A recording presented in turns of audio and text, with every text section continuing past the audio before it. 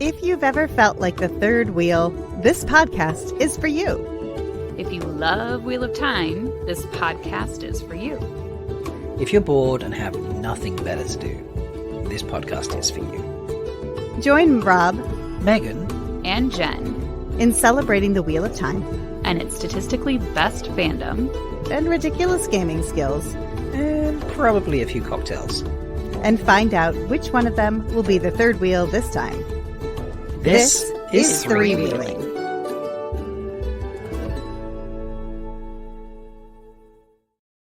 Yay! Hello! I love it so much. Yes. This time I started bopping before the song even started. I was pre-dancing in anticipation. So we're a little bit late tonight, but that's okay. We got here. Yeah. Everything's good. We're gonna, party. We're gonna talk about what we tried to talk about before we took our little quick hiatus, and that is episode 102. But before that, 202. 102. No, 102. Did you watch the 102. second season episode? Never mind. Did you watch the second season episode 2 today? See these notes? Those are all.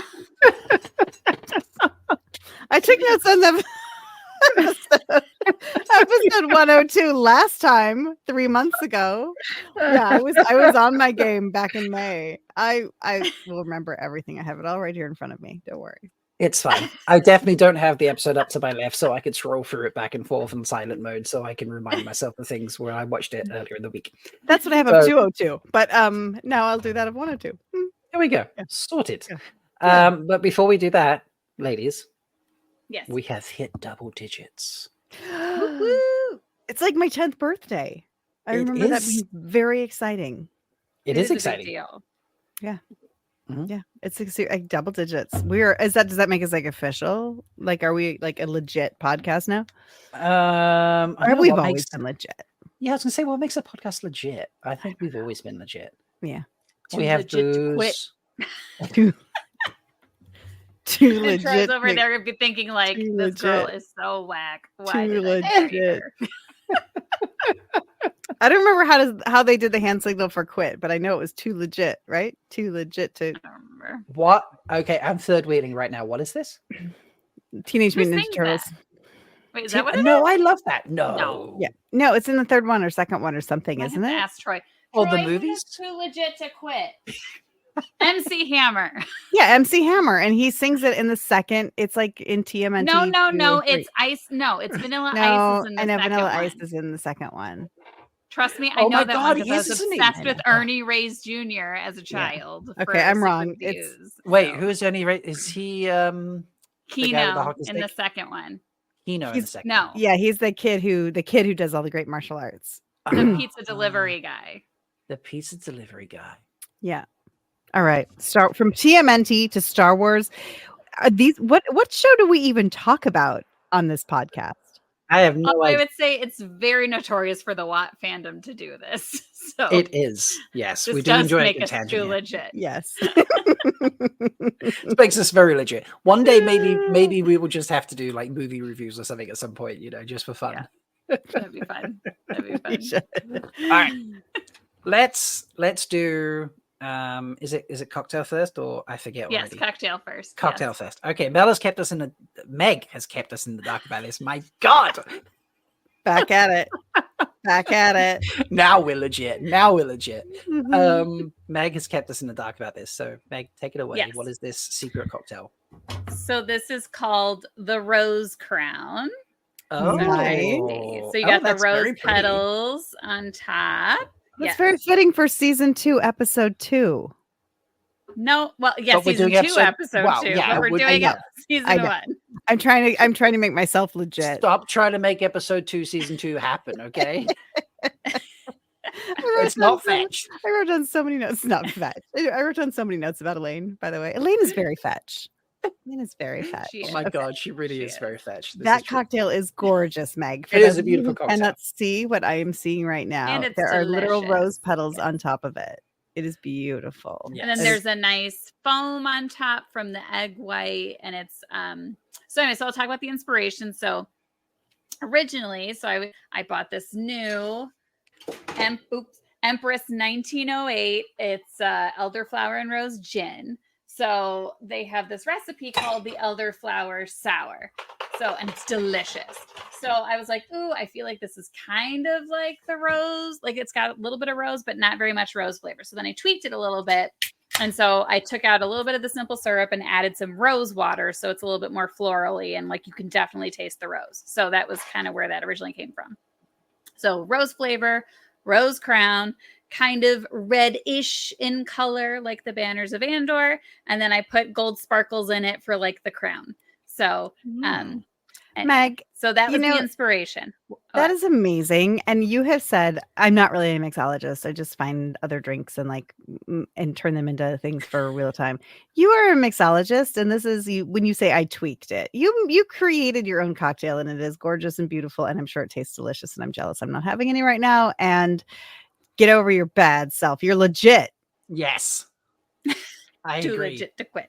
And that should be the name of this episode. I was going to say, I think this episode is the legit episode. Which is funny because you're doing episode 2 of season 1. Maybe Jen's the third wheel this week because she watched 202 and you and I watched 102. 300% I am the third wheel this week. I am yes, for hardcore embarrassed about all of it right now. No need to be embarrassed. It's not like we haven't seen these episodes. It's not like that's true. A million times. Yeah. Yeah. I'll remember all my notes now that we're actually talking about that one. Yeah. It's funny because actually as I was taking notes on 202, I was like, did I not write this down last time? There's so much good stuff in here. So I did prep for this. It was just 3 months ago. Yeah. Good. We're good. Exactly. So, okay. So the recipe, I'll go quick. So recipe, yes. You want me to do the recipe or? Okay. Yeah. All right. Yeah. So in a shaker with no ice. So you have to start with no ice.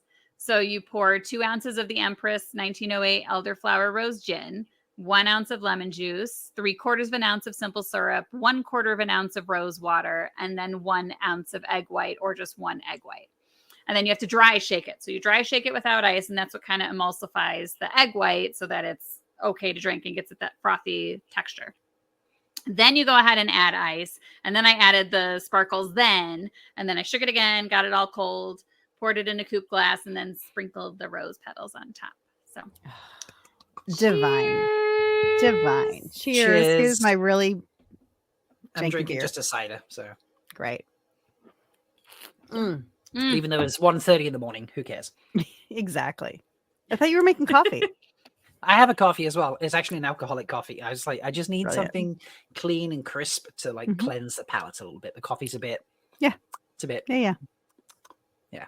I still have my afternoon latte in the other room. I may step out and go get it. That's totally drinking fine. it all. How's it taste, Meg? it's delicious. Excellent. I hope you have more for later. Did you make 2? No, but I have nooners. You have your nooners ready to go. Yeah. I knew that was coming. This podcast is not brought to you by Nooners. However, Meg is brought to us by Nooners. So, yeah. Ooh, I need to make a Wheel of Time themed high noon like merch somehow.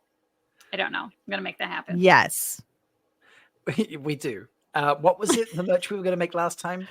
Make it and she will drink. Yeah. If you drink it, if you drink it, or if you make it, she will drink it. Drink it. Meg will drink it. Yeah, something like that. Yeah, it's the soundbite, isn't it? I can't remember now. Yeah.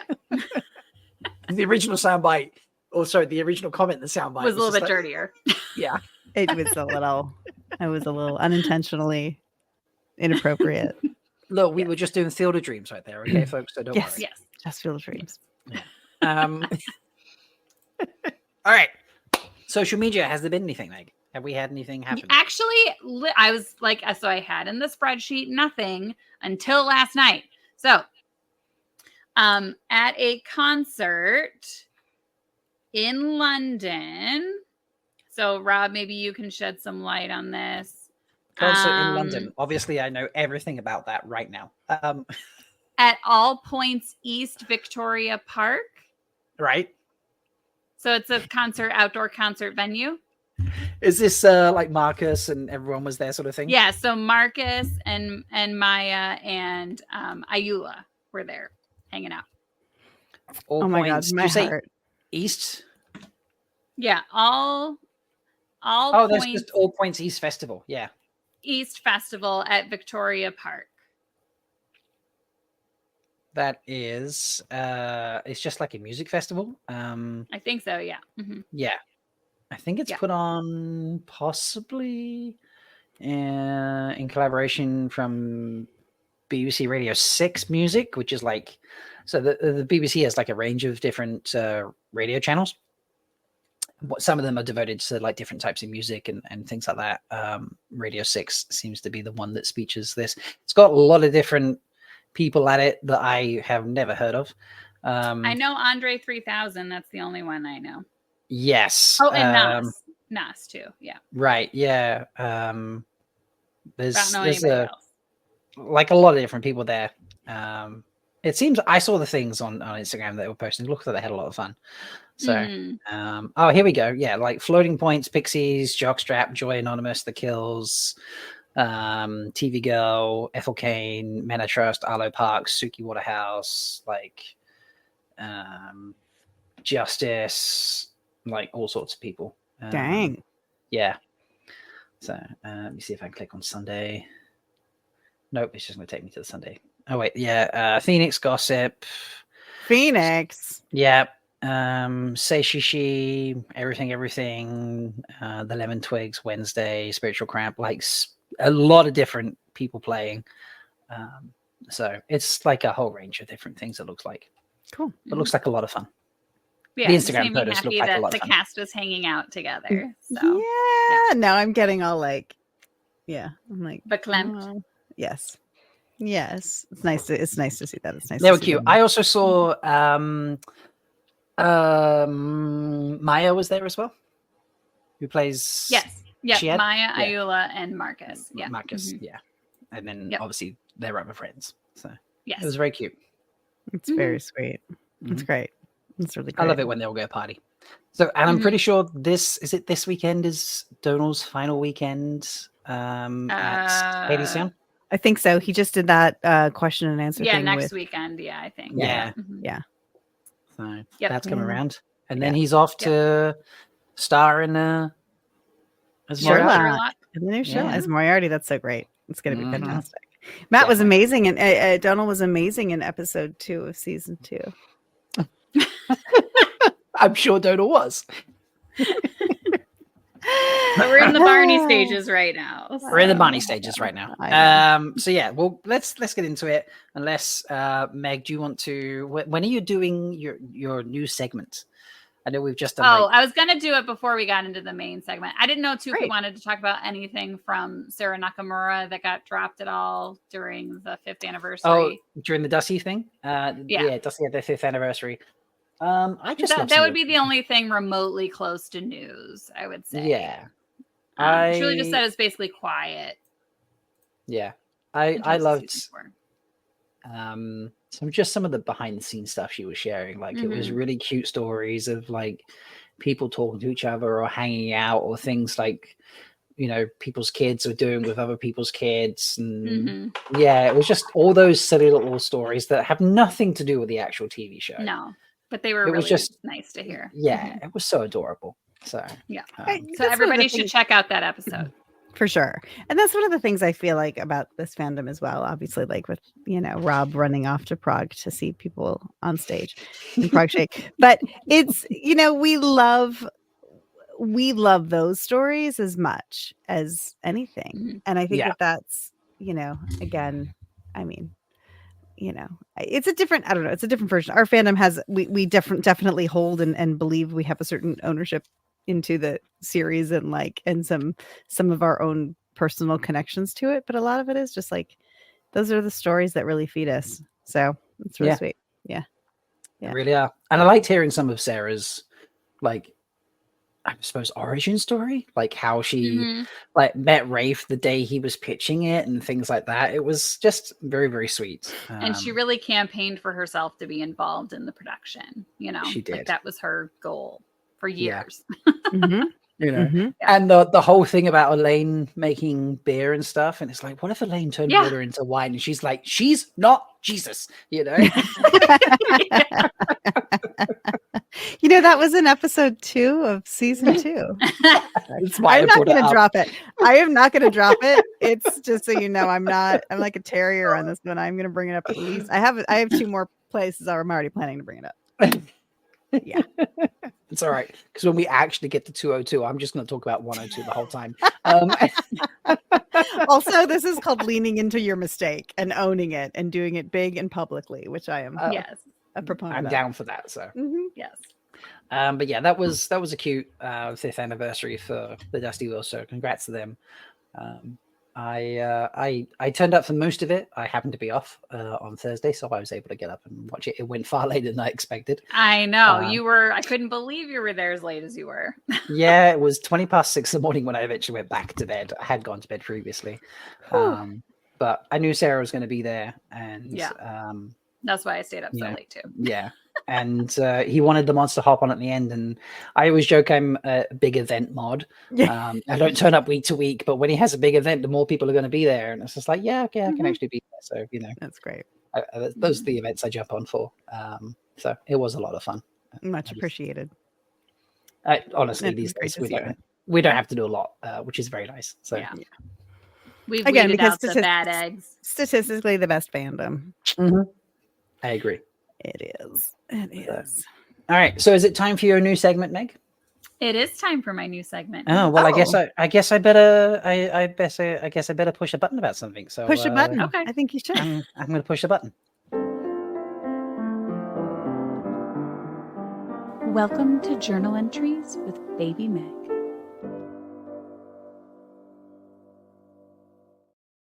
Yay! The title screen. Yeah, you got a little video intro. Yeah. Which no one who's listening will know what it looks like, which means you just have to come and either you have to come and be a patron to watch us live or watch it back later, or watch you won't even see it if you watch the video on YouTube. You have to be a patron. It's patron perk now. Yep. It looks like it sounds. So I had started doing this on Twitter and then I kind of stopped. But I figured, whatever. If we are worried about time on an episode, we can throw these in here. So again, I've been obsessed with the Wheel of Time since 1998. It looks like. I think I've been saying 97, but really it's been 98. So I've been. Well, no, you didn't start writing them, and you didn't start writing those till 98. You were obsessed, or is that pretty accurate? I was reading The Great Hunt in 1998, in August of 1998. So I started in 98. You've been reading it longer than me, then. Anyway, so I was a young teenage girl, obsessed with Egwene, which I still am. She was a baby. Baby Meg. Yes, baby Meg. And so it would have been in the 8th grade. So starting 8th grade. And so we had these journal entries. And I think SOS was what these were called. Something about silent something reading. I don't know. Anyway. Oh, yeah. So Yeah. So there are these journal entries or whatever. So you get some free reading time. And then a sustained silent SSR, sustained silent reading. Never mind. I have no idea what SOS I don't know. I don't know what SOS stands for. I don't know. But anyway, this first journal entry that I found that our dear mother has kept for all these years was an August 31st, 1998, which I find interesting for several reasons. August, for one, and August 31st was the premiere of season 2. Right. Oh my God, season 2. So we've come full circle. It was September 30th. Thank you very much. True. So I was reading The Great Hunt, started on page 169 and ended on page 177. And I would assume that these were the trade paperback, the little paperbacks. So anyway, you probably not then. That would have been the big trade paperback. The big one. Oh, you're right. That's the only one we had at that time was the paperback that was the large size. Mm-hmm. Yep, you are correct. Am I going in and out at all, or is it okay? No, you're good. Your video stopped, but your voice is good. Yeah, your voice is fine. We hear you. Okay, just making sure. Okay. All right, because you guys are garbly sometimes. It could just be my crappy internet down here. Okay. So, summary. Today, the Amyrlin seat, Egwene, Nynaeve, Moraine, and all the other Aes Sedai and warders left Faldara. Varen, one of the Brown sisters, started teaching Egwene and Nynaeve to control their power. Egwene made a little breeze through the tent and Nynaeve accidentally started a fire because she was really mad at Varen. Nynaeve doesn't want to channel the one power and become an Aes Sedai. Varen says it will come easier. So that was the summary. And then opinion and support, basically telling me how I feel about it, blah, blah, blah. So today it was so exciting. I love it when they talk about the magic Aes Sedai do. I was so happy for Egwene when she even made the slightest breeze. I was sort of happy for Nynaeve because she did make a fire, which was from magic, but she didn't mean to. So that was kind of upsetting also. Robert Jordan is so descriptive. It takes me forever to get from one event to the next. I like it.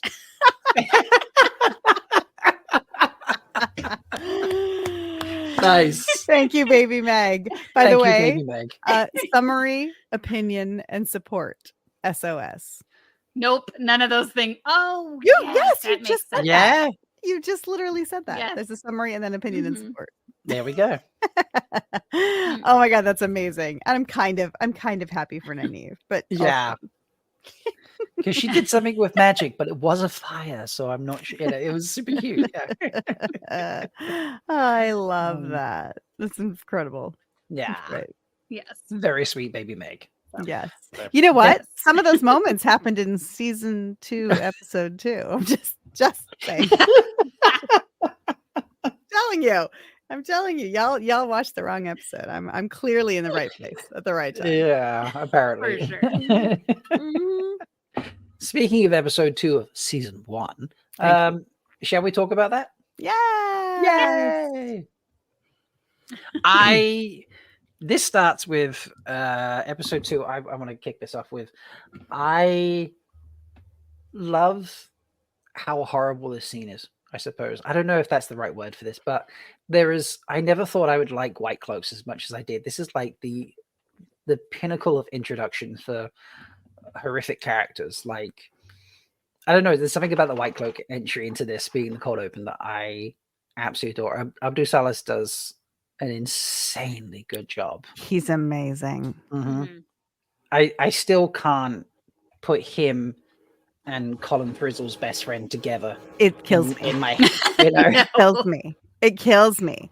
I still remember watching that the first time, watching this cold open the first time, and it dawning on me. Like I knew kind of, but I hadn't really thought about it, and dawning on me and being like, no, but you're such a nice guy. I mean, aside from like, the porn scenes, but like you're such a nice guy, except when you're like, please, There's nothing wrong with porn. If no, people there's wanna nothing do wrong. that with No, their there's nothing lives. wrong with porn. It's could you please grab her nipples, massage her nipples? Is what they Yes. said. Yes. Yeah. And I'm like, is that really what a stand-in should be doing? I feel like they're being taken advantage of. So that's what I'm Yes. saying. Like he's a little dicey in Love Actually. But Although, yes, just going for that scene for a second, kudos that even though he's told, like, and then grab her sort of thing, he's the Martin Freeman. Martin Mhm. Freeman Yeah. still goes, is that okay? So he does. kudos. He asks does. permission. It is Ask true. permission. I love that. It is true. So And then he warms his hands up nicely. and then he warms his hands up as well. Yes. Yes.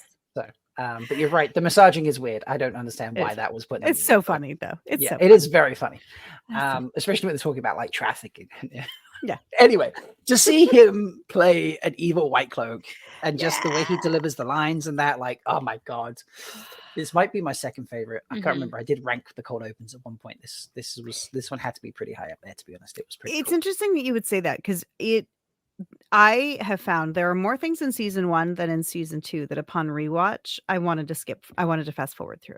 Oh, Yeah, and this is one of those scenes. Like it's so good. I don't want to fast forward through it. I watch it every time because it's amazing, and he's so good that I'm so uncomfortable. And there's nothing. Right. I mean, there's nothing particularly violent about it except literally burning a woman. Sorry, I was going to say something. after she's had her And hands her cut off. severed hand on a stump.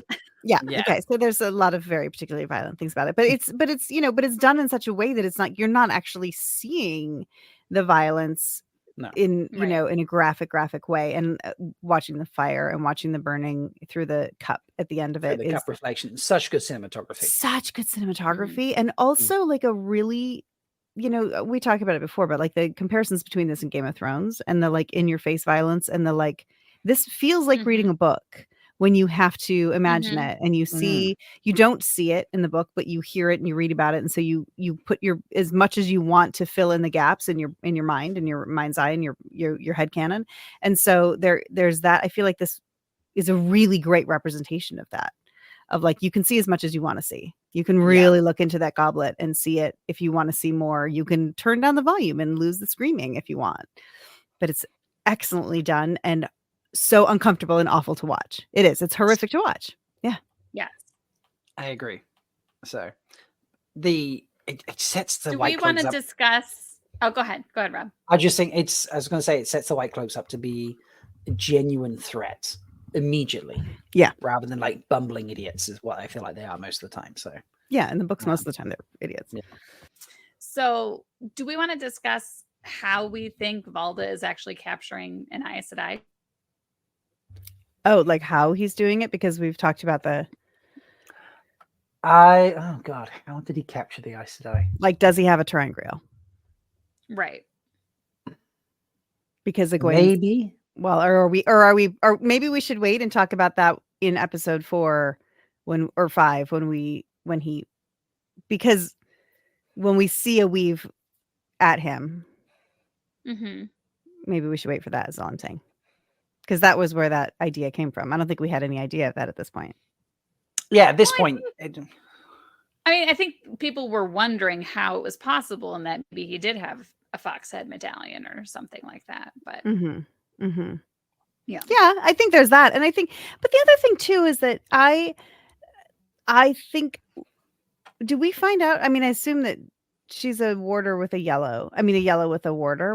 But I don't know that we see the warder, or we don't necessarily hear that they've killed the warders. But we don't hear about it. No. We don't hear about it. But I also think that there's, to me, one of the things that this establishes, whether or not he has a ter'angreal, whether or not he's able to do some, subvert the one power in order to capture Aes Sedai, and he is obviously really good at it.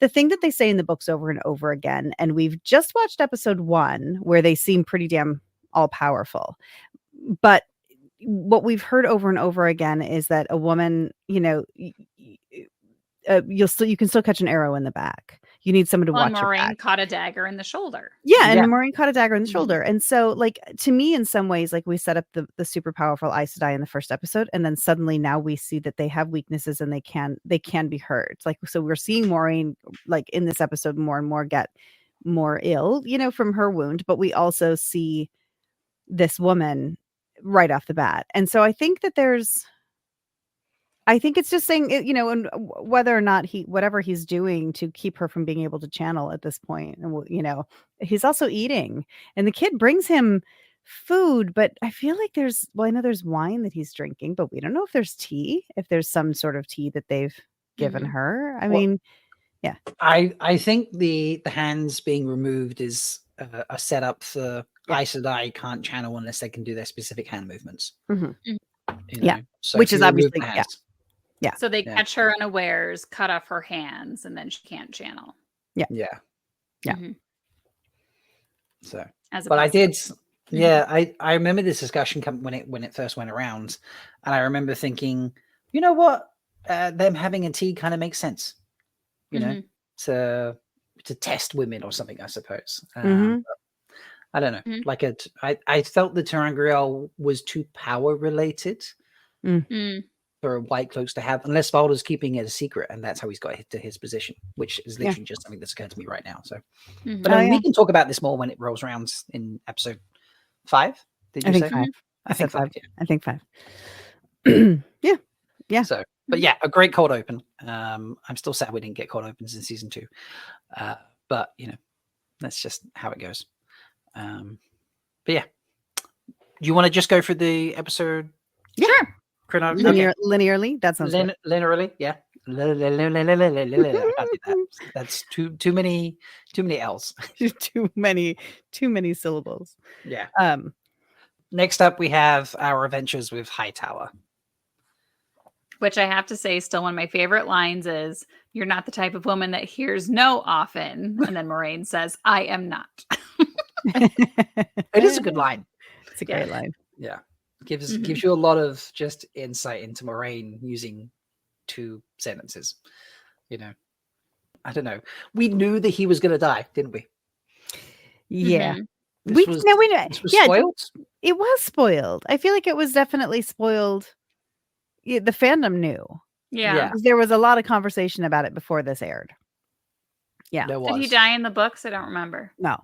No, he doesn't die in the books. Mm-mm. And that was like the uproar about it. Like, why are they killing him? He doesn't die in the Mhm. books. It was And one the of the book early blokes- like, why the are they book blokes changing? were all like, see, they're ruining it already, you know? Because Master Hightower is so important to us. So important. Yeah, we love him so literally never mentioned ever again, you know? Right? Right. I thought it was such a strong choice, actually, because we're not fucking around on the Yeah. show. Like it's we're not going to the Game of Thrones level of like horrible violence, and it's not a violent scene by any means. It's not horrible. Mhm. It's just that we are showing that she will do anything. I mean, that And really leads us back to season 2. episode you 2 know. where she's talking to Varen. Anyway, and I literally that's it. Wait, I have to find my notes. We killed It's Rob. actually in my We killed notes. Rob. That's But it's actually in true. my notes. Oh my It's true. God. And it also leads us to the end of this season, and not to spoil something from the end of season 1, but at the end of season 1, she's like, Rand, if I you're will getting kill you. turned, I'm ready. Like, so, and we know that that's Maureen's thing from the beginning. And I think that it is showing that like, this is bigger than any one person's life. And if, and she gave him plenty of opportunity to not Mhm. get himself killed. Yeah.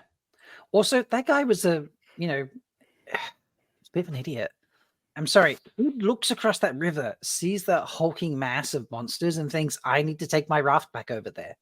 Like, they're filling every possible space. It's not like there's 2 or 3 around. Right. You can't see anything except monsters. You can't see his house. You can't see the hill. You can't see the countryside. It's literally, With a screaming Murdral. with a screen crammed in like sardines, Mhm. monsters. I'm sorry, I don't get back on that raft. I don't give a No. shit who's on the other side. Right. You know? Well, and Well, you would hope your kid would be smart enough to see all those monsters and turn get away. around. Yeah. Yeah. they're clearly chasing them. So Mhm. his kid, like hopefully that his son isn't like, excuse me, I gotta get to the docks. Can I get through? Like to the trolley. Right. Like, my dad has a business to run. Do you mind? Like, he can't take you all in Would one you like go. to It's gonna be cross? yeah, it's gonna. Like, we can do a group discount, but we can't fit you all in one go. Yeah. So yeah. So it's it's unfortunate. And- It's an unfortunate scene and an unfortunate choice in his part, but I think it was. I just think it was great world building and character building. Oh yeah, for I sure. think it was. Well, and it also leads us to talking about, you can't kill with the 3 oaths because they talk about that later, and just all those things. So, Yeah. and did you guys notice Pat and Fane's whistle as they were all coming up? What? I did last time when I watched it, and I made notes 3 months ago. He whistles what? When? Which moment? You just hear it as like Yeah, you hear the you hear whistle it in the background Yeah, as the Trollocs are approaching the barge, the dock. the dock. Okay, I have serious thoughts about Pat and Fane anyway. But they need to be saved for other moments in the season. And But we did talk about doing a Pat and Fane episode too. we do need to do Oh, a Pat. There will be a Yeah. Pat and Fane episode at some point, folks. What did I title it? Unnatural. No, I need to scroll back to where it was now. Episode idea. What are they doing with Thane? Yes. That would be, maybe that's next time. I don't know. We Yeah. are trying to get David to join us and at some point, and your friend And my friend Mary. Mary Vote. Mary. Mary Vote. Yeah. Yeah. I'm I had hoping we- Maria in my head. I was just like, that's the wrong game. So this was a great scene because like you said, the world building, the character building, just really, and it terrorizes the kids. Mhm. Like they've been through a lot already, but now the person they've trusted to save them has just, in their eyes, killed someone in front of them. Yeah, and someone who's a local to them. I Mhm. mean, Terran Ferrier people are weird, but he's still a local. He's still from the Two Rivers, and he's still, a working guy Yeah. that they can Mhm. relate to. Yeah. Well, and he And- does mention too, the White Cloaks are right. You Aes Sedai are monsters, so it just gives you a little bit more into the White Cloak culture as well. Mhm. It does, know. yeah. It's Yeah. sublimely written. Mhm. This is Amanda's script, Amanda Schumann script, and it's sublime. It's really there's so much information in limited times and in one line and in 2 lines and in a drop of a word here and there. It's really beautiful. Yeah, Mhm. it really is. And they deliver it really well. Like, just the Lan is so chill, to be honest. Moraine's being her mysterious self. The kids are all terrified. We see Trollocs falling in the water and drowning. So that's subconsciously you're learning that Trollocs can't swim. Exactly. Just there's so much just delivered in a very, very short scene, very, very tiny scene. mm, I approve. Hightower dying, good thing. Yep. Yep. And also we get to see a fade up close for the first time. Oh yeah, that is the first time we see his face. Yeah. Well, no. We see them in season 1 when they're walking in. It's just the fade walking into Emmond's field and it's right before Padden Fane's appearance. It's from the back. We only see him. It's from the back. But yeah, this is like the first time close up with the face and it screams. Is it? Prior to that, I think we'd only really like seen it on the ledge or something while it was watching the Trollocs attack the village. So I thought we saw the face, but maybe not. Maybe. And the horse super creepy. Yeah, we saw the horse for sure. Yeah. But maybe not the face. I don't remember. But yeah, the close up of the face, just like I'm actually literally watching that now, and then the scream. So it's so good. Yeah, well, I remember when that like showed up on the trailer or the teaser. I don't remember which, and everybody just lost their mind. Like everybody was so excited. Yeah. I don't know if I imagined the mouthful of teeth thing when I read the books. I don't think I ever really detailedly thought about what they might look or not look like. But it really does work, and it's they based it on like some kind of eel has a mouth like that. Wait, what's the ones in Lake Erie or whatever, Jay? Is that the one it is? Maybe, and I can't think what they are, but hang on, I'm googling. What did we do before Google? Lake Erie. No, American eel. That's not it. What was the? You mean the lampreys? Is that it? Lampreys, yes. Yeah. I used to be a biologist. I should have known that. Sorry. That used to be. Cool. I still am. Yeah. Yeah. It's great. It's a great scene, and it's absolutely it's so much information. Yeah. It's very, very well done. I think we all loved it. Our next scene is when we watch them now. They're riding. They've gotten across the ferry, and then they stop, and we watch Maureen heal the horses. Yeah. And then this is the first time we get the information that and it's not till the end of it, but the information from Lan, because she's not offering anything, that she can't heal herself. What she can do for you, she can't do for others, and it's great. It's great. It is. Again, just the exposition it's easy. Like sometimes you watch shows and you're like, wow, that's a lot of info dumping right there. You just gave me a lot of information. Like here's an example. So I've been watching, I've only done the first season, but Dark on Netflix, the German show, which involves a lot of time travel. And I love time travel shows, typically speaking. I love the concept of time travel, the craziness, the logistics, the realities of it, all those things. But Dark, aside from obviously I watch it in German with English subtitles because then you get the proper, you get the inflection from the voice from the actors. Dubbing is never the same. No, agreed. I've got to focus on the subtitles and what's happening on screen, so it's a lot to take in. But there's so much information sometimes, or information the scene sort of implies you should know, but you don't know because they haven't given you everything. And it's like sometimes the exposition is really difficult to keep up with. Yeah. The lack of exposition makes it really difficult to keep up with. Wheel of Time just gives you teeny bits that just jump in there and fill the gaps. And something like that with Lan being like, what she can do for you, she can't do for herself, is just like, easy.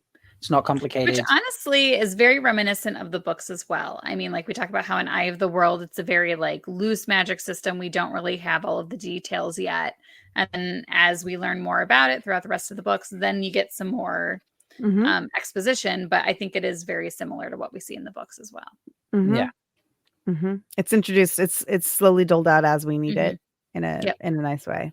And I was wrong. This isn't the scene where she says where he says what I do for you or what she does for you. She can't do for herself. But it is the one where he tells her to stop healing the horses because she needs to keep her strength. Right. Mhm. Yeah. So we the audience get more information, I think, than the kids at this point. But we the audience get the information that magic has a cost. There's a Mhm. cost Yes. to it. Mhm. Yeah. And that quickly then moves on to the whole discussion with Egwene. So Meg, maybe you want to take us through this since this is your favorite. I mean, just talking about, well, are you talking about like when they talk about the Dragon Reborn and breaking the world, or later when they talk about the Three Oaths? Have I skipped ahead? Okay, fair enough. I was already ahead when they're talking about the 3 O's and then like the channeling bit.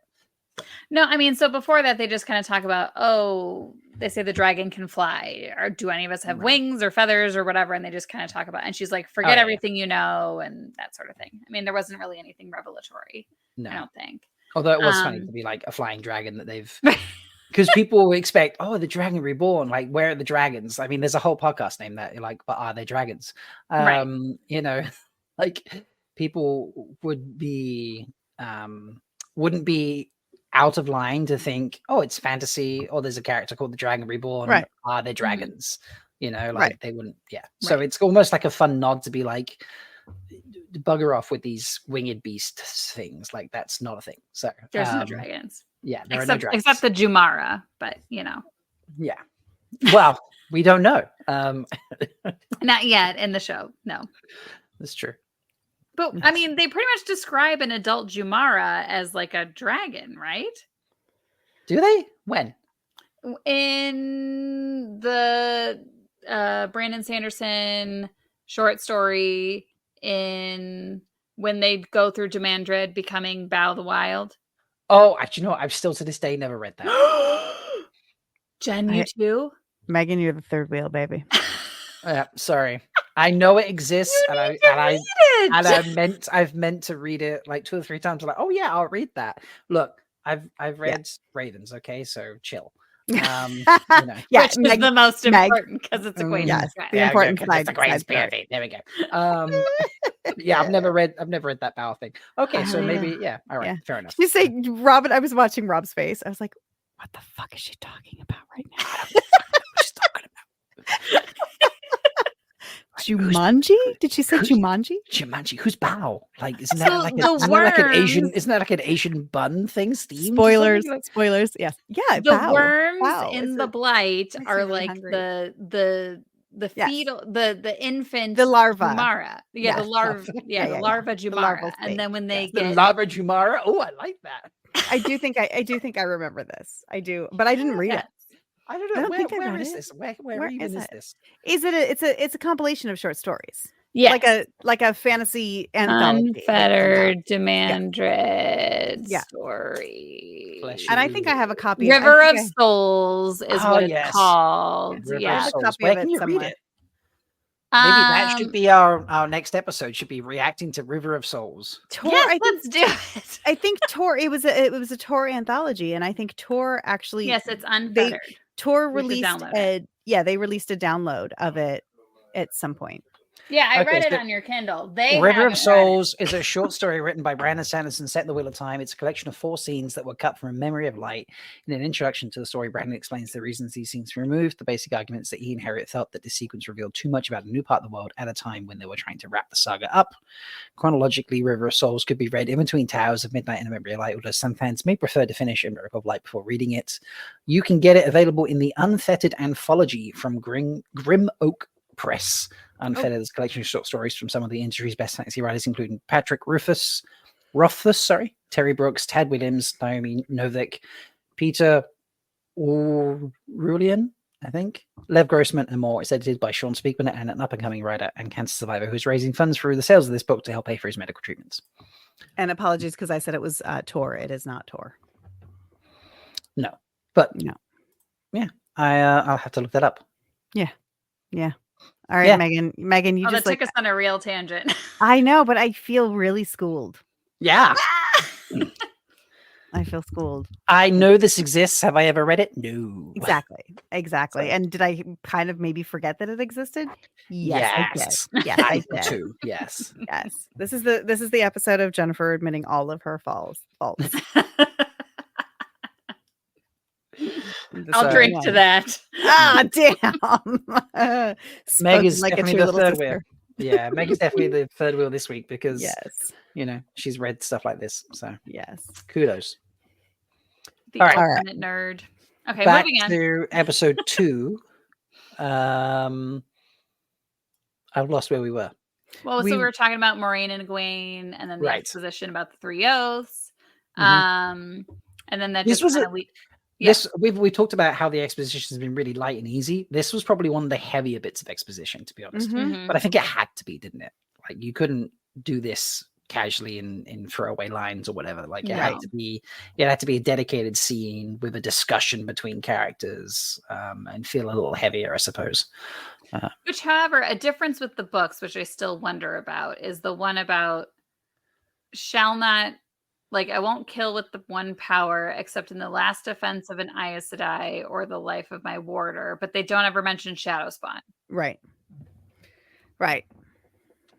because the 3 oaths in the book mention Shadow Spawn. They do, but in a sense, like, isn't Shadow Spawn are automatically planning on killing an Aes Sedai. Like, I feel like the last defense of my life kind of encapsulates that to some degree. And she might not be repeating the entire oath. We don't hear her taking it. Well, right we now. do. She does say all of the. Does she say all of the oaths when she re-swears in episode 6? No. No. No, just the one for Sawan. Mm-hmm. Yeah, just no. Yeah. So what they to not kill and to not so yeah, sorry, she's asking for exact verbiage. Yes. Because I've got the scene playing on my other screen right now. Mm-hmm. So 1, to speak no word that is not true. 2, to make no weapon with which one person may kill another. 3, And those 2 are exactly like the books. never to use the 1 power as a weapon except in the last extreme defense of her life or the life of her warder or another Aes Sedai. So, And I'm pretty sure in the books that one includes Shadow Spawn, doesn't it? Yes. well, Yes. let's look it up. I am. There we go. Also, there's a great moment for Egwene in this scene as well. Because at the beginning she says, what do you know about the 3 oaths? What are they? And and Egwene says to not lie. And she says exact words. Verbiage is very important. And Yes. then Egwene says, I don't know. And Mhm. she lowers her eyes. There's so much shame in her not having knowledge. It's a beautiful early Maddie moment This of is true. it's really great. It's really great. And So very there is a Egwene. change. There is a change in the second oath as well. To From make no what's in the weapon which books. one man may kill another. And in Yeah. the show it says with which one person may kill another. Thank God. Which I think is a great change. Very Yeah. subtle. Yeah. But yeah, oath number 3, never to use the 1 power as a weapon except against dark friends or shadow spawn or in the last extreme defense of her life, the life of a warder or another Aes Sedai. I think that's a nice choice to remove the dark friends part for sure. Because that Because- can be very subjective. Yes, and just in the same way Mhm. that you can actually lie if you think it's the truth. Like an Aes Sedai Yeah. can lie if she believes that to be true. If an Aes Sedai says you're a dark friend and believes it in her heart, she can balefire you. Like it's Yeah. I think there's something valid to removing that because it would be difficult to, police that. It would be difficult for the oath to actually be useful in that way, I think. I Mhm. agree. I mean, especially with the white friends walking around calling everybody a dark friend. Like, Yeah. oh, well, you could even say like, well, the white cloak called him a dark friend. So I felt like using the 1 power against him. Yeah. I think it's a good choice. The shadow spawn thing is a little bit weird, but I don't know. I mean, I think at this part of the show, there's some complication in that too, because we don't know yet. We don't necessarily have a definition as an audience member of what shadow spawn is. And so then Mhm. that just brings up another thing for us to question. And again, like, I think I think the implication that shadow spawn are naturally, like inevitably coming after Gonna us. murder you. Yeah. Yeah, I think it's a pretty easy workaround. They can be like, look, there was a Trolloc standing here. I don't think he was going to let me walk by. Yeah. So, Yeah. yeah. That's And my- also, I think only book fans are going to get tied up on that sort of Oh, for sure. exact use of the power. I think Yeah. the average viewer is going to see these evil monsters, evil creatures, and watch an Aes Sedai use the power against them, even if it's unsuspecting, like she snuck up on them. Yeah. And be like, good. Yeah. And that's it. They won't think further and be like, actually, Oath number 3 said you couldn't use it as a weapon. Unless it was this situation. They're not going to remember that detail.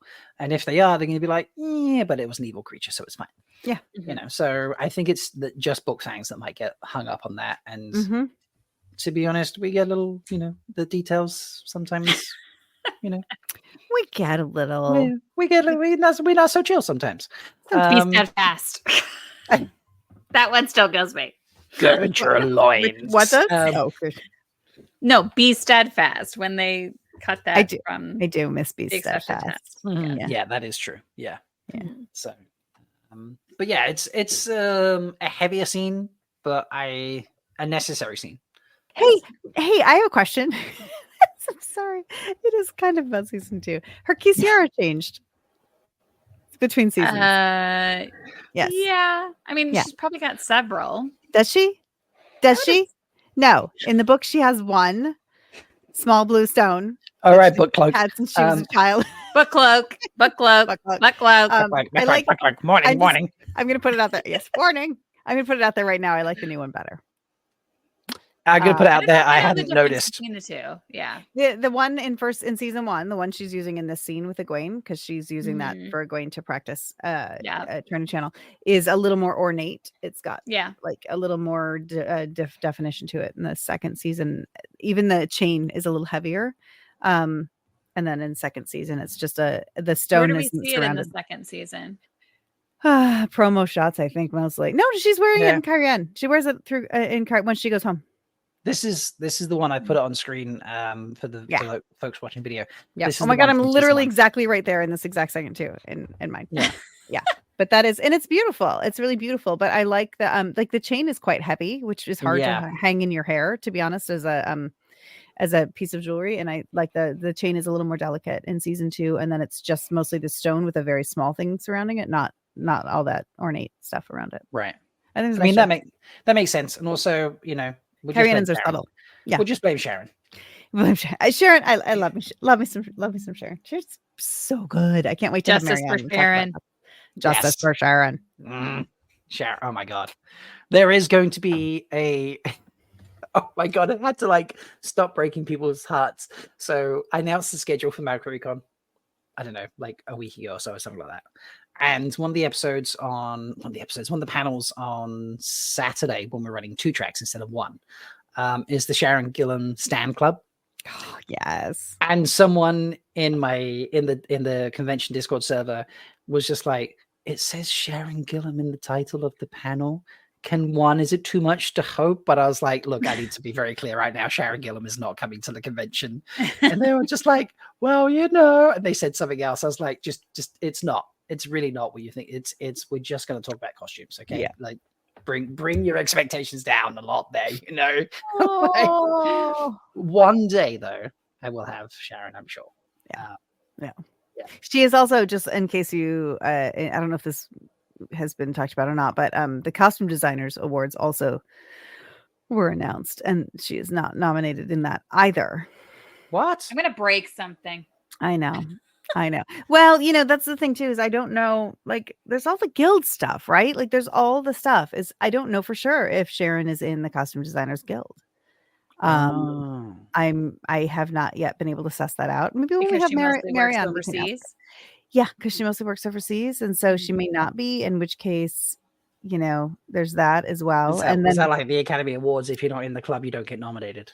Kind of. I mean, I don't know how it works for the costume. I don't know about the Costume Guild awards themselves. If you have to be a guild member to be nominated, it was pretty much the same people who are nominated for Emmys. It's the same group, but you have those same people voting in the Emmy categories because they are part of that peer group in the Emmys. And so, you have people kind of raising up the same things in both of those different award groups. So really, we need to set up an award show that is based on people voting, human beings out there who just watch and are fans of shows and movies and television and things of that nature. Because this whole like vote for yourselves bullshit, like, I'm sorry, no. Yep. Like, what Yep. what is this like? You have to be a member of a guild or a club or an awards, an academy group or something to be nominated. Like, how Yeah. elite is that? I'm Yeah. sorry. I mean, I could be not wrong. I attacking mean, any one person. I'm just Yes. being like, you know. yes. No, I know. And I could be wrong about the nominations. And I mean, for the Emmys, you don't have to be, but for the Costume Designers Award, I don't know. I don't know how that works exactly, but I did notice that it is all the same people and they know each other. And But the Emmy, so the Emmys like are voted for, like the winner is voted for by just other actors and stuff in effect. so Or the whatever, nominee, well, the nominees are voted. The nominees are decided by a peer group. So Right. I'm in 2 Emmy peer groups. I'm in the animation peer group and the writers peer group. So I can then vote for which animated shows I think should be nominated. Once the Right. nominees are done, everybody in the Academy can vote. So like then I would be able to vote for costumes and everything, but only once the nominees are decided. Okay. Yeah. But there's no show out there where it's just like, and it sounds ridiculous to compare it, but it's literally the only thing that comes to mind. Something like American Idol, where it's Yeah. like the judges put forward the acts Mhm. and then America votes for who goes through. Well, the Like, golden is there an award show like that? the Golden Globe, yeah, there's the People's Choice Awards, which is like you can put it out to the public and people can like write in votes. And I don't exactly know how that works, but People's Choice is more of it's an audience award. MTV Right. Awards, I believe, are audience awards as well. The Golden Globes are all voted on by specifically the Hollywood Foreign Press, so that's like a really small group, but they're not peers with anybody. They're their own group of foreign press. But the Academy Awards, the Emmys are members of the Academy. And so then you have, yes, it's a popularity contest. It's not a Yeah. popularity. I mean, it's both. It's both. But that's why you get the weird things like someone who does this amazing performance one year and for some reason doesn't get nominated. Then the next year they give a good performance, but they end up getting nominated and winning for that good performance. Like Russell Crowe won for something instead of something else, like he should have gotten nominated for, I think it was for The Insider. Everybody was like, it should have been his, but then Don't get me started on Russell Crowe. sorry, I didn't mean to bring up Russell Crowe. No. Let's move on. Dear. Okay, Let's moving move on.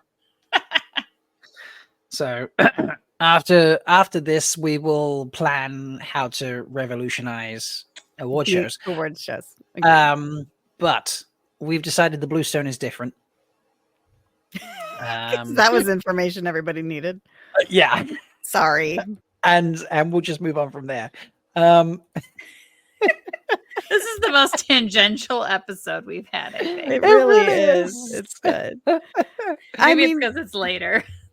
Well, and I Yeah. think we can jump ahead. This is a long time of them like hanging out at night near, when they're camping on their way away from the Trollocs, and then The only thing I brings- want to bring up is Rand's dream. Yeah, and then I was gonna say Rand spits up a bunch of bats.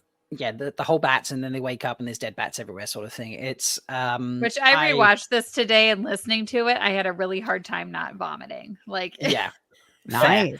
Yeah. I want to know, and I think the answer is going to be pretty standard across the board. Even if I ask loads of other people, when the scene of the dream started, did you notice the difference in the sound? I did not the first time. No. so what do you mean? So when the scene starts and you see him wake up, but Mhm. then you obviously we know now that that's a dream. Right. If you listen to the sound difference, in fact, do you know what? Fuck it, I'm going to play it. Do it.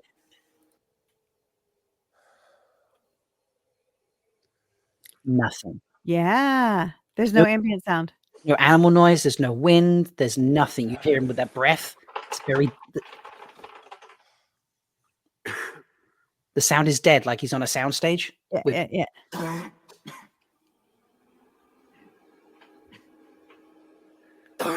And now I'll pause it so you don't actually throw up, Meg. But like the very first time I watched this, as soon as it switched to this, I was like, it's like they didn't edit the sound for it. Right. You thought it was a mistake. Like it was like, oops. Yeah. An error. I was like, oops. And then about 10 seconds in, I'm like, oh, this is a dream. Yeah. Because something's wrong with the sound. And I immediately knew it was going to be a dream. And then obviously he throws up a bat. And I have thoughts about the bat later on when we get to the end of the season. But But yeah, I was just like, how easy and and I wonder if that's gonna play on when they get to Till around Riyadh. Oh, the yeah. Rumriad, yeah, whether like Mhm. a dead sound effect or Mhm. some lack of animals and Yeah. wind Mhm. and other background noises. Yeah. Like Yeah. Oh, I can't wait. I cannot wait. but yeah, amazing how like even a lack of sound can be great sound editing. Oh, for sure. Yeah. Yeah. So whoever decided, hey, we should make the sound really dead here, as if it's on a bad soundstage and we've not done any editing whatsoever, to make it feel eerie and different. Mhm. Yeah. I'm going to say Genius. that's a combination of Uda and Rafe, or it could have been Amanda Kate, because it could have been in the script. It could have been there's no ambient sound. Yeah. It could have been there. We have a copy of that script somewhere. I'll have to look. Do I we? don't think it's Amanda Kate. I'm going to say it's Uda and Rafe. That's my money.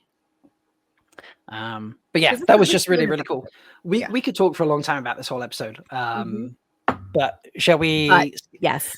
shall we skip ahead with like the morning they have their big fight and like the Yeah. the woman has first fireballs sort of thing, which was funny, but Mhm. I don't think there's a Yeah. lot more added here except for just the tension. Yeah. I think we should Well, skip ahead to the white cloak. Yes. I do think it's interesting though when Rand has his outburst, And Yeah. I feel like that's a little bit Foreshadowing. foreshadowing for what we see later with his. Do you think it's struggles with foreshadowing that the Targaryens go mad? Wait, I'm sorry. I'm sorry, I got confused for a second. Again. That's don't we talk about grade A shows here, not that that C caliber show, Yes. Yeah, I know. I think it's great. We to see this temper out of Rand. It's very. It's the first moment of like, well, what are you doing? She's, Mhm. she's Maureen. She's amazing. Yeah. Mhm. Yeah. I wonder if non-book readers are watching this and trust Moraine as much as we trust Moraine. Mhm. I wonder if any of them out there were like, yeah, I think I'd behave like him too. Who is this woman? It's been so interesting to talk to people about how also that they changed their perspective reading the book as when we all started when we were young, and then we were, closer in age to the Eamonfield Five, and then we like grew up and we were like, oh God, I feel for Moraine. Like, I still don't, to be honest. you love that. I still read it and go like, yeah, no. I think No, but as much as I say that, I'm saying that, and then honestly, I loved, trusted, and emulated, and wanted to be Moraine from I trusted her. Yeah, from page 9. I do understand that she's dealing with whiny, moany kids, but also at the same time, I'm still just like, I feel like I'm just so much more Lan. I'm just like, can we just get on with all of this? Like, I don't know. It's amazing. It's Maybe really Smack him episode's over the just more head with and put him Lan. on the back of the horse. Yeah, just like smack him around a bit. Come on, Moraine, let's sort him out. Yeah, I don't know. Maybe my channel influences my focus. I don't know. I love it. I don't know. It's really fascinating. I mean, because now that I'm thinking about it, I was not that way. It didn't change in age for me from the very beginning. I was like Moraine, and I was frustrated with Rand and wanted to punch him when he was like doing Well, stuff you like did this. start reading in your 20s. No, I was right? 19. No, I was 19 Okay, well, pretty close. or 18. No, I was 18. 2 years under my 20s, girl. All right. I was Rand's age. I was Rand's age when I started reading. Rand was, I think, Rand in the book. 16 at the start of the series. Let's not have that debate. That debate goes around in circles with everyone, doesn't it? How old everybody was. Yeah. White cloaks. I think we should talk about them. Let's we come do back to the that. white cloaks now. Because they bump into them and we get brilliant example of Aes Getting Sedai around the oaths. getting around the oaths and saying absolute truth while lying her ass off, in effect. Yep. In every way, but actually lying. Yeah. Mm-hmm. And her taking the ring off immediately and putting it. And again, this makes me question the triangle theory, because if he's got some triangle, would he be able to tell that she can channel? Whatever. I'm just saying, like, she immediately knows that the If ring it's is the fox head, no. Yeah, I know. But she immediately knows that the ring's going to be a symbol, but she knows she's clearly done this before. She knows to remove it in that moment. And there's and I frankly like that we don't have to have her pull her cloak pull her hood down. Yeah. So you can't see the Mhm. ageless features. I like that we don't have to do that, frankly. I do. And so I think that there's but I also think that this scene supports that cold open. She's fearful. She's Yes. like Mhm. she knows she can frankly like erupt the ground and like take care of it all if she needs to, but that's not going to go over well. Well, she can't actually. That's not true. She can't because her life isn't in immediate danger yet. True. Yeah. So I think that I think this is a moment of telling us that Aes Sedai are vulnerable to the White Cloaks. Mhm. It backs that Yeah. up. And the way Lan is, just sort of holding himself in place, and it's like, I'm from the Borderlands where we know how to, Mhm. respect a person and things like that. Nice little subtle kicks. Yep. And we also get the word questioners, Yes. Mhm. rather And than then you get the split between the White Cloaks now. Yes. Yeah, you get that straight away, Yeah. as opposed to, what are they actually called? They're not called questioners. The Hand of the Light. No, the Hand of the Light is the Questioners. Yeah, because they have like a nickname they don't like, don't they? well, questioners. Hand of the Light. That's what it says. All right. Hand of the Light is their official name, and Questioners is the The name street they don't like. Yeah. Yeah, nickname the questioners. Yeah. Yeah. Yeah, and Yes.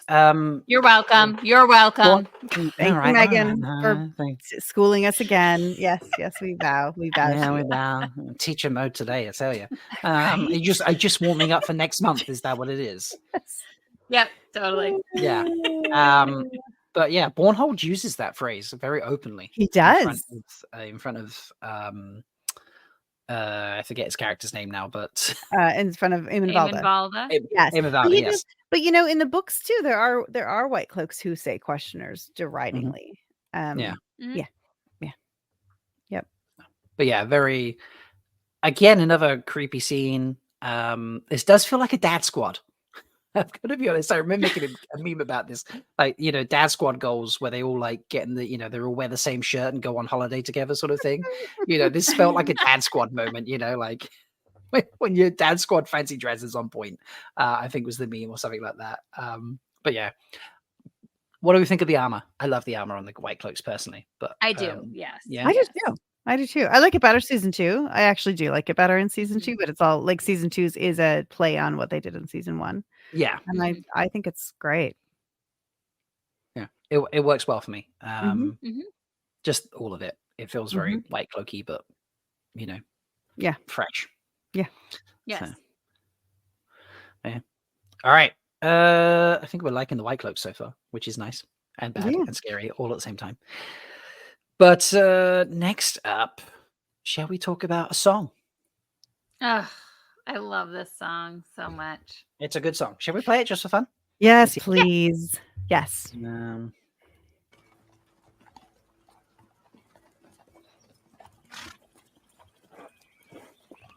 Also, that Matt brings us into it.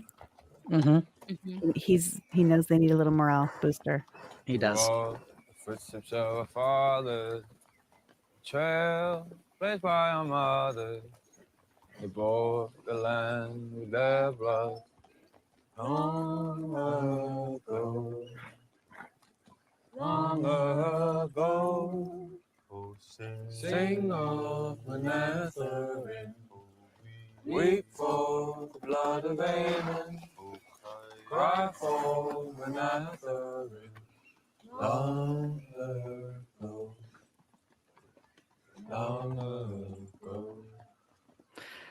It's good to remember.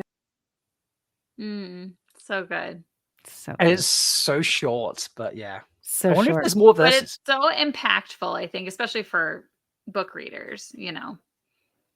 And leading us into Rafe's fight for fighting the good fight to have Moraine do the whole thing. It's just great. And you know what? Like, again, this is a moment. It is exposition. It is history. It is boring backstory, but it is not boring. And they're writing. They've got to go somewhere. It's a great place to put it in. Like, and it's also, the pacing of an episode like this where they're on the run and we start out with like, after the White Cloak open, like we start out with them being chased and the river and the Trollocs, and we know where we're going to go at the end of this episode. We're going to get there again. we need these moments to breathe and like let Yeah. our heart rate come down. And this is just beautiful and a great place for us to tell that story. And just like the movement of the kids in the saddles as they're just sort of listening to her and tell that story. It's just beautiful.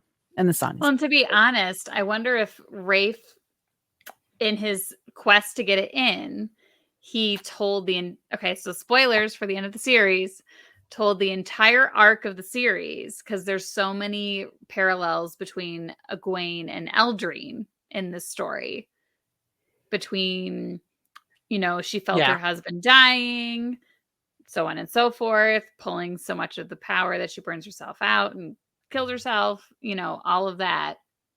So by, putting that little nugget here, it really kind of brings us full circle at the end, Yeah, I mean, I'll be honest, I don't think the executives would give a shit. Yeah. Well, I like it. I do too, but I just mean like in terms of him using that as a Mhm. as a selling point to them, but he could say it's going to pay off for the series Yeah. in a really important way with characters who are sitting here in this scene. Yeah, So you could literally be like, this is a building block for Yeah. arcs for these characters, Mhm. and on top of setting up for something very, very satisfying for viewers near the end of the series. Obviously, if we get there, you're also going to please the current fans, like Mhm. off the Mhm. fucking charts. Yeah. So it's a win-win no matter how you do it. And sorry, I mean no. Okay, I was just gonna say, and they had the series was really banking on Origins doing some stuff for them as well. Mhm. Right. So Yeah. Amazon was like into the idea of Origins at the time, and so there was like this is also a direct tie-in to Origins Yeah. Mhm. that may have swayed a little bit, but I'm glad he fought for it. It was good. It's great. Mhm. Mhm. Yeah. It's great. And it's clearly like, obviously the actors will have practiced it, but it's clearly something the characters have sung together before, Mhm. because there was no hesitation for Marcus as Perrin to do Take the the low old end. sing "Oh Weep," to take that low part Mhm. Yeah. of while the others sang the rest of the song. They just immediately did that, all of them together. So Mhm. and like you say, I never, until actually right then watching it, I never really noticed that Matt sort of looked back and was like, oh, we need like a bonding moment, or we need something to bring us out of our Mhm. Mhm. set of Funk. thoughts here that are just Yeah. out of our thunk. Yeah. Which Yeah. interestingly, not like a high octane or a happy or a peppy song was the choice, Mhm. but it obviously worked. Yeah. Or made them think about not their own situation. Yeah. And I mean, maybe it was a piece of homesickness as well, but it was a salve to that to some degree. And it was definitely like, it's a beautiful moment. He turns around and he looks and he sees that that's something is needed right now. They're all getting a little despondent. They just watched the Yeah. White Cloaks, like, push them to a place of fear again. And strangely enough, I had not ever noticed this before 5 minutes ago, but when we were looking at the White Cloak scene, I happened to just pause it on Matt watching it, and he was really intent as Valda was like, when he goes around Moraine and like feels her fingers and stuff and all, so disgusting. But Yeah. but Matt was really watching that like carefully and worried. It's really interesting. Mm. So Barney's great. He's- Barney's great. Yeah, Bunny is great. Yeah, clearly, I mean, they did well with his sisters, but that moment clearly shows that he just is very protective, clearly, Yeah. of women in general. Yeah. Mhm. Which I still think points to him being blamed for losing another sibling. Mhm. Mhm. I think- love your theory of that. I think he was left in charge of another daughter, and while mom was off drinking and dad was partying and carousing and chatting with women or whatever, and he was too young to look after said daughter, sister, and she died, and they blame Matt, and he now cannot lose another person. I feel like maybe he's going to get, now I've said this, maybe I've talked myself into him having Rand's I can't kill a woman thing. Oh, and being Matt's. Hmm. Interesting. Well, I mean, they So all in kind the of have series- it. They all kind of have that. Yeah. Yeah, this is Yeah, true. yeah, yeah. right. I mean, he does have that, but he does kill a woman. Matt Does does. he kill a Yeah. kill a woman in a TV show? Well, not in the I TV mean, show not yet. yet, but in the books he does. Somebody that we know from Threefold Talk. Well, yeah, but Spoiler. well, yeah, that's true. Still campaigning for that to actually be Mel. I know. I know. I hope next time we record, I can be like, "Hey, I hung out with Roth again." I will absolutely be pushing that to him and be like, "Roth, Yes. I know Yes. you haven't cast Melindra yet because I'm just begging." Mel for that- Mel. Mel for and I'm Mel. just like, I have a wonderful idea. Who do I need to bribe and beg and, just set this up? Can you just imagine if they cast one of our own as a character in the TV My show? God, Like, it'd be oh my god, amazing. And then say, and if you would like to watch Stabby Girl, I can. yes, So That's such a fun one. good. So yeah. Yeah. But yeah, anyway. So all right, so good. Let's Can I then talk about one more thing with yes, Manetherin yes. before we move on? Yes. Do you think it was purposeful that they had Rand tapping out of sync? No. No, I just think 100% that no. was I think maybe they didn't line Bad it up editing. properly. Yeah, bad editing. Or do you think they're trying to say he's not from Manetherin country? Symbolism. Well, that would be extremely subtle if it was. Yes. I don't know. I'm just saying. I think we should just take it. I think I should run with that. I think it's great. I think it's good piece of symbolism. I think it's probably accidental. I think it's not great editing. I think it's just a little moment of like them. And also, I don't know. Because okay. All right. If we're going to get into the weeds of it, one other thing. They did this multiple takes. And yes, and they were singing a cappella. And so while they were like generally in key, like sometimes they started a little higher and other times they started a little lower. And they changed key ever so slightly. So like Matt starts it, and then when everybody joins in, it's a slightly different key. And then when it goes to the wide shot, they're in a slightly other key again. And so they're from different takes. And I don't know. That's all. And, for all we know, they were just like, hey, we just want to get an insert, Yosha, can you just like tap your leg like you're, tapping your hand? We want an insert on your hand tapping for the music to bring you into it. And he may singing. not have, there might have been no music. Singing. Yeah. Yeah. It just could have been. I like my theory better. And we'll stick with it. All right, fine. I'm with you, Jenn. Yes. And then the next thing we go straight into Moraine saying to Egwene, like accusing her of lying. You lied. I heard you. Yes. You totally lied. And she explains it all and stuff. Like, Which is great because people probably watched that White Cloak scene and was just like, you just said like previously you can't lie and now you're lying. And then, which is great because across 3 scenes, you very easily told what the rules are. Yep. Think you see them broken. Think you see them getting broken, and then she's like, actually, did I break them? Yeah. I did not. Yeah. And I like that it's Moraine who says it. I like that it's Moraine who says the truth you hear may not always be the truth you think you hear. Because that's not something I say. No, that's Tam's line. Yeah. Tam says it, and other people in the world say it all the time of like, you can never trust what they say, but they never say it themselves. And I like her being that transparent, especially with Egwene. She doesn't say this to everybody, but she says it to Egwene because she's like, you're going to be one of us, and I want you to know that this is how it works. Yeah. And it also, I think, is creating some trust with Egwene, knowing, at this point, she doesn't know she's going to have to leave her in the White Tower without her. But right. I just think it's a nice, like, building up of that. Like, you got your first training from me, even in that. It's great. There was almost a little, I don't know, cockiness to it, where she's just like, well, you know. What you hear is not always what you hear. Yeah. So, and then she says, your mind. Well, this is also the setup for Egwene and the hands and all the other stuff too, because she's like, your mind is your best tool. It's not the power. Your mind is your best tool. And it's a beautiful piece of your best weapon, I think she says, or something. But it's just great. It's great. And it also it's inclusive for people who don't actually, for the rest of us in the world who can't actually channel. Like, I can still be really good. Yeah. I mean, most superpowers end up being along those sorts of lines. I mean, it's not an amazing movie, but it really demonstrates this particular point. Green Lantern. You can create, and I rewatched it a few months back. It's a fun, silly pleasure. It wasn't as bad as I remembered. Absolutely. No, I absolutely agree with that. But it's an amazing power. But what it comes down to is what can you create with your mind? So you could be the strongest wielder of the Green Lantern in the world or in the universe, the galaxy.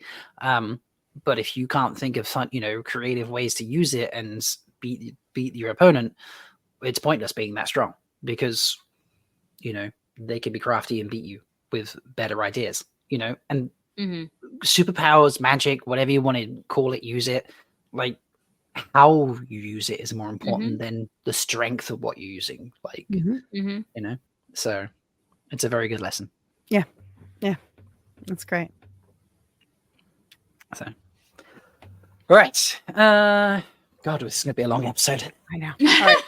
So are we in Shadow Logoth yet? We have a moment with almost. We have a moment with Marcus with the wolves, which, whilst I loved, felt weird because there's not much else to it. They just lick his wound clean. Yeah, but it doesn't Right.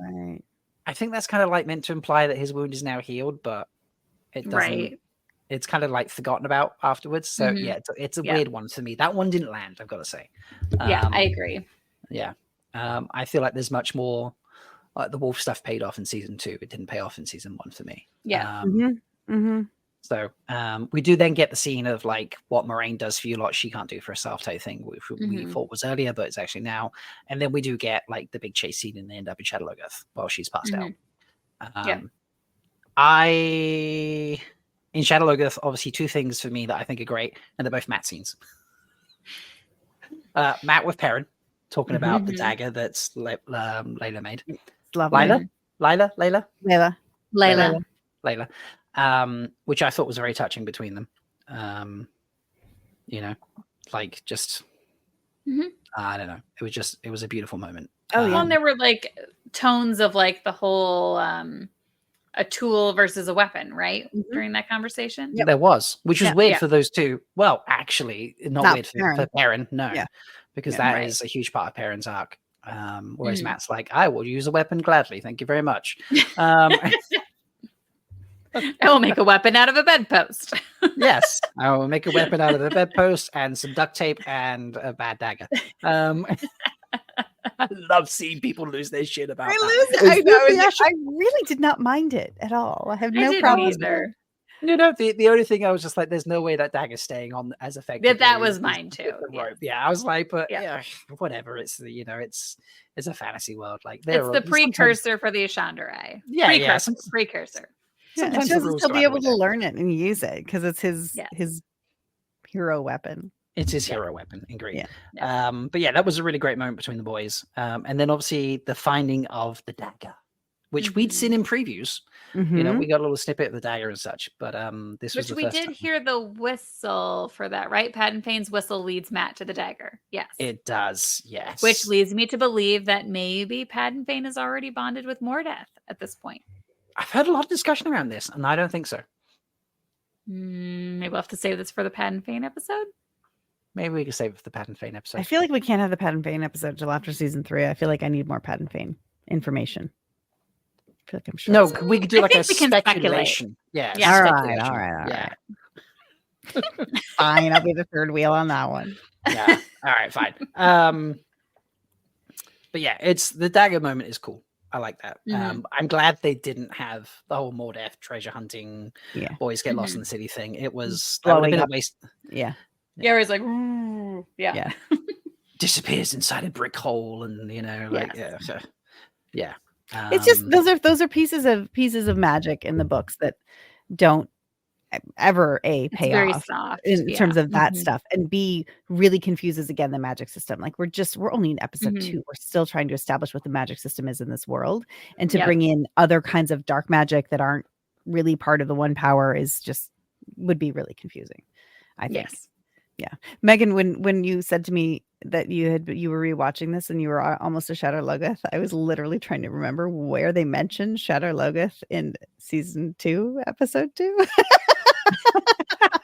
that should have clued me in. That should have been your glue. Gosh. Okay. Yes. All right, so let's wrap this up with talking about the shadow monster thing.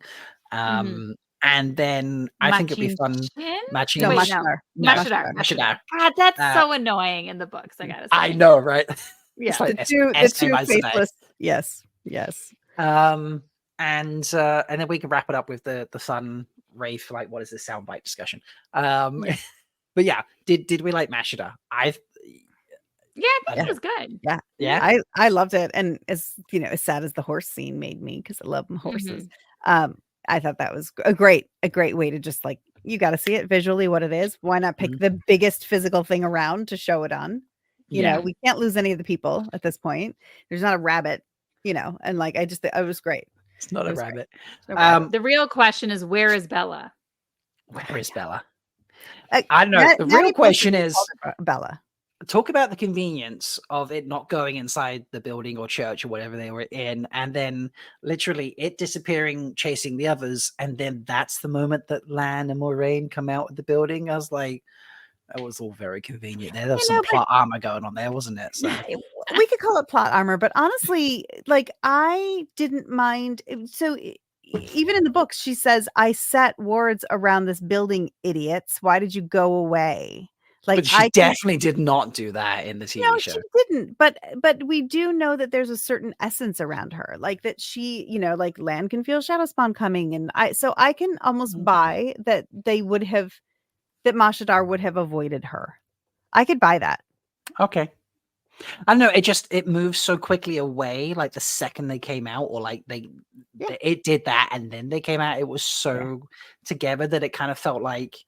And now we've taken over this entire space and killed. In the instant, I thought like all the horses had died, and then it rushed off after the kids.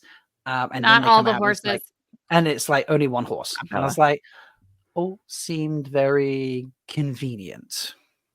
That's fair. You know, that's fair.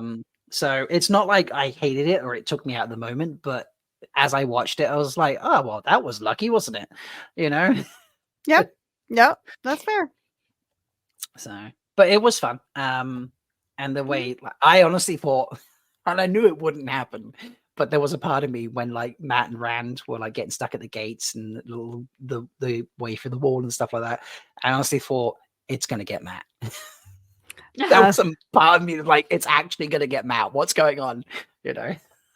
It's a great. I mean, we had seen this in the previews as well. We had seen, I think, Egwene and Perrin at the rooftop, you know, and I just thought we did hear the sound bite.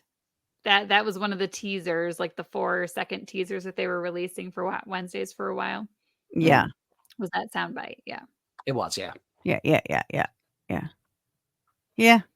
It's great. I thought Mashadar was great. Worked for me. I agree. And I'm glad you mentioned that soundbite because that's what I'd like to end on with Wraith being like, if anyone can guess what this is, I'll fly you out to wherever it was and buy you dinner or something stupid like that, wasn't it? And then people were getting really close with the guesses and he's like, shit, what have I done? Do you not know us at all? Right? I was like, oh my God, can you imagine if someone had gotten that right? People were so close. Yeah. People were really close. It was like people guessed like the jumping and such, but not like what they were jumping or where they were jumping from type thing. Right. And it was just like so close to actually being like, you know, jumping off the wall from Shadow Logoth into the river to not be captured by Mashadar. Didn't he say something like it has to be like exactly specific to win? He did. Yeah. So and this is what happens when he gets on the G&Ts, apparently. So right. More G&Ts. More G&Ts for Wraith, indeed. So maybe I need to come up with some twist on a gin and tonic for Wraith. That's a good idea. Yeah. Yes. Don't let me forget this. All right. Okay. I think that might be enough of episode 2 covered, unless there's anything particular we want to talk about. There is one little bit to talk about. Oh, okay. Okay. The very last moment. That was in season 1, episode 2. This is season 1. Oh, of course. Yeah. Sorry. The very last moment of the episode, because I remember being just like out of my mind that there was no Nynaeve in this episode at all. And obviously, like I knew she wasn't dead. But it's interesting because this is not unlike the ending of episode 2 of season 2. This is fake out number 1. Fake out number 1, and we get a second fake out with her. We get 90 fake outs left and right. So, but the moment when she walks up and pulls the knife on Lan is. I screamed Yeah. and yelled and clapped and stood Which up. is I very remember jumping similar up off my to couch. Arwen and Aragorn vibes as Yeah. well. Oh, I've Yeah. never picked up on that, but it really is, isn't it? Mhm. Oh my Yeah. god! I wonder if anyone else caught that. That's very cool. Do we want to watch that just as to round out the episode? Yes. All right. I'm so excited. Get the sound. up.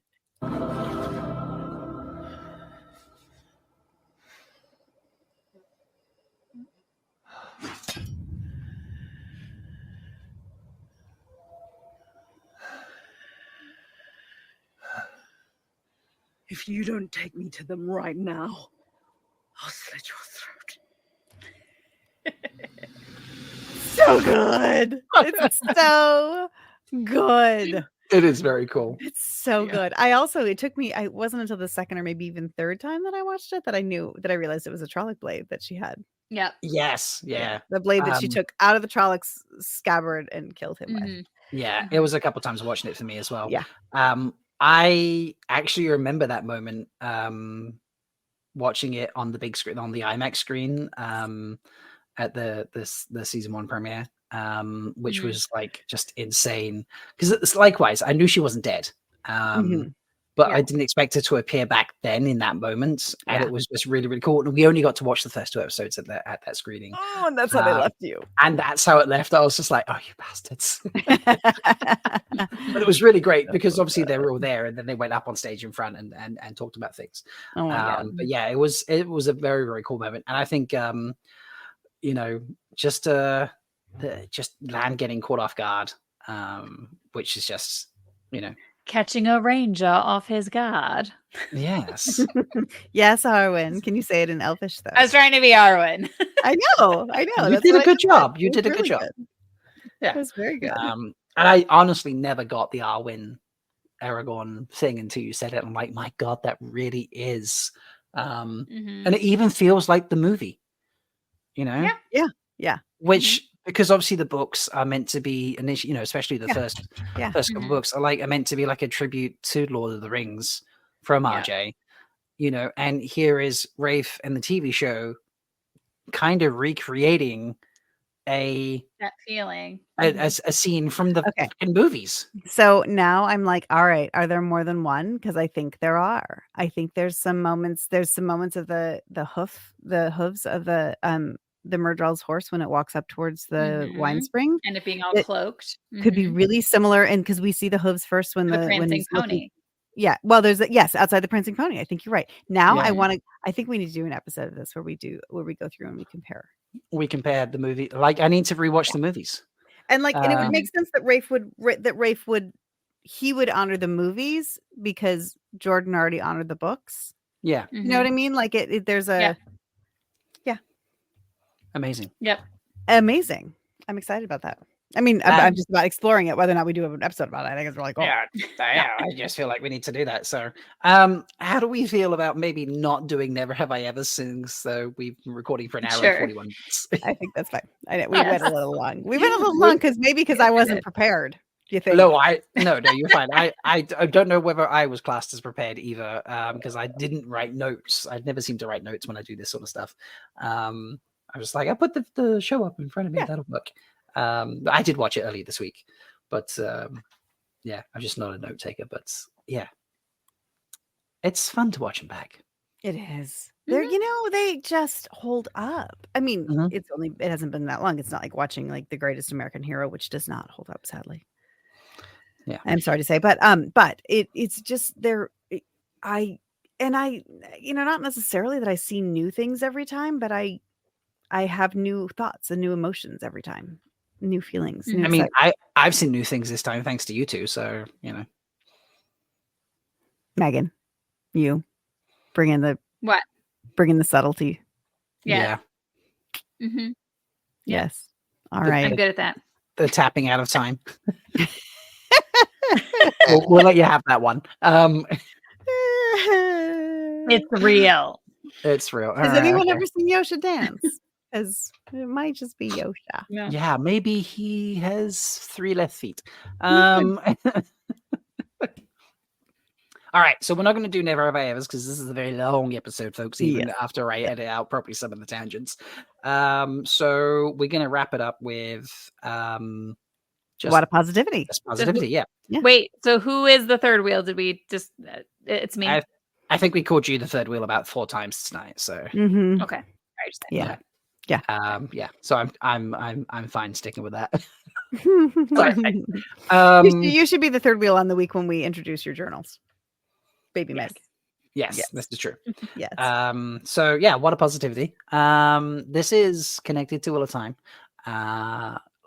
So if you are familiar with my podcasting history, this is the 3rd iteration of the podcast.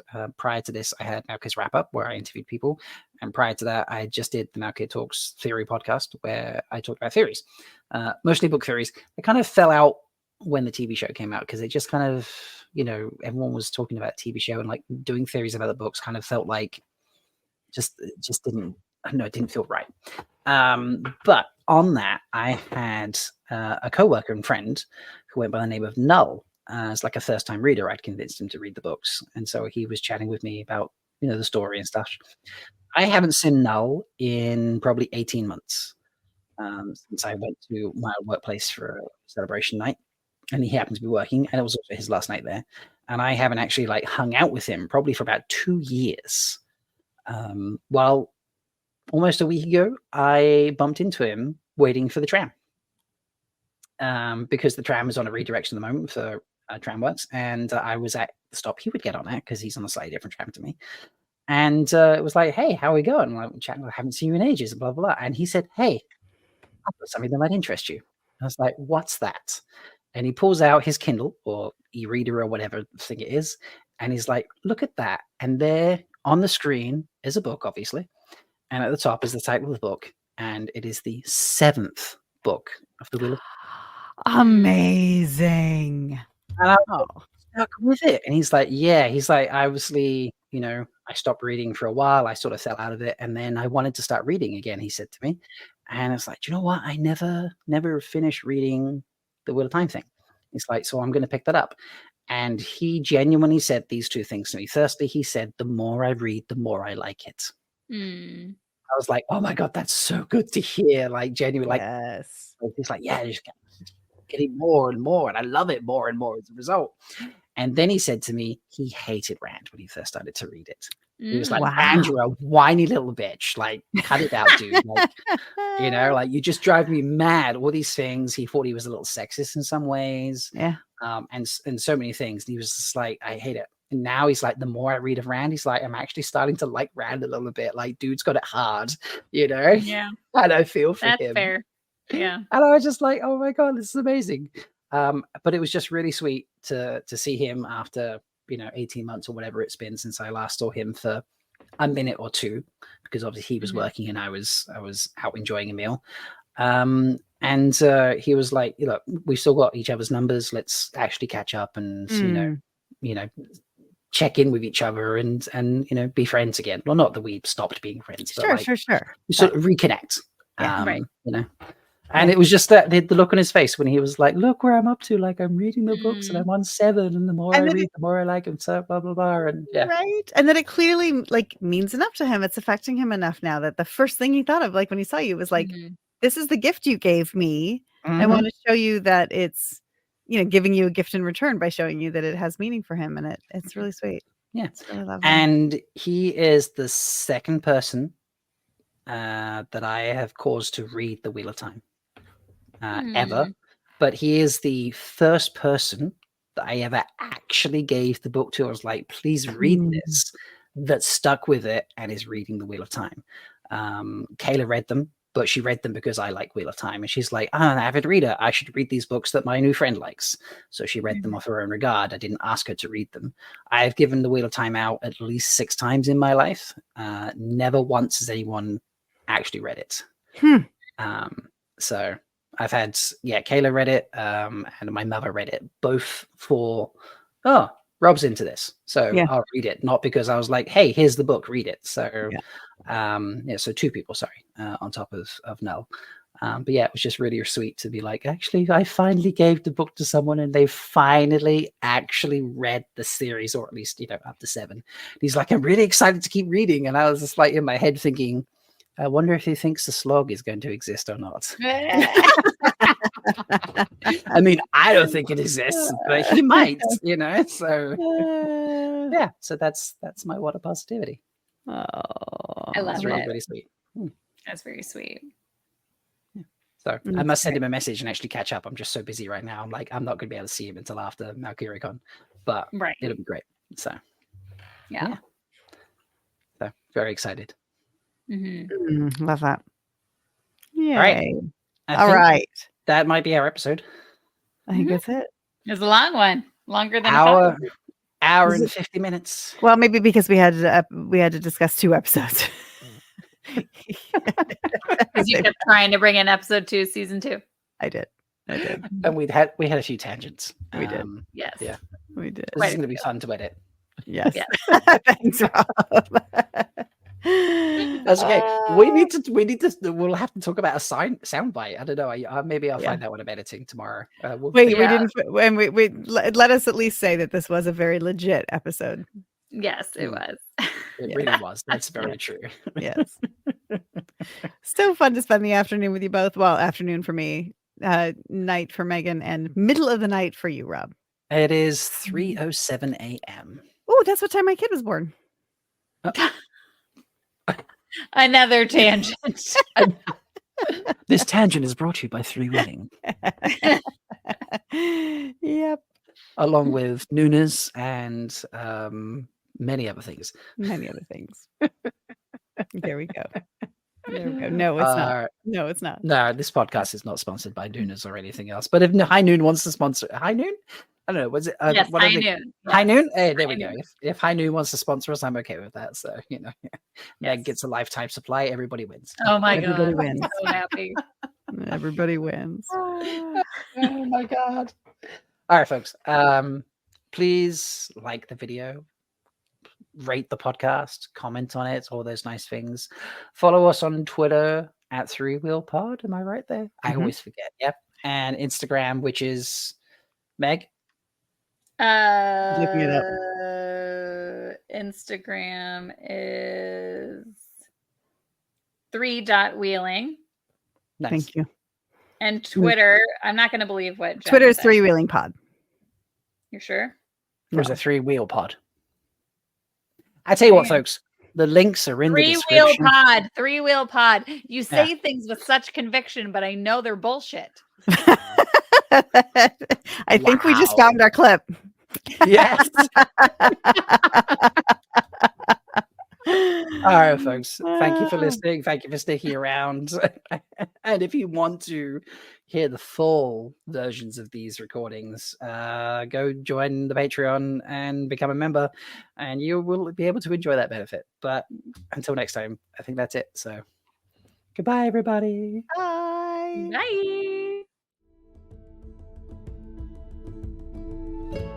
Once again, we've proven that even when you're the third wheel, You can always find a place to fit in Join us next time on 3 Wheeling.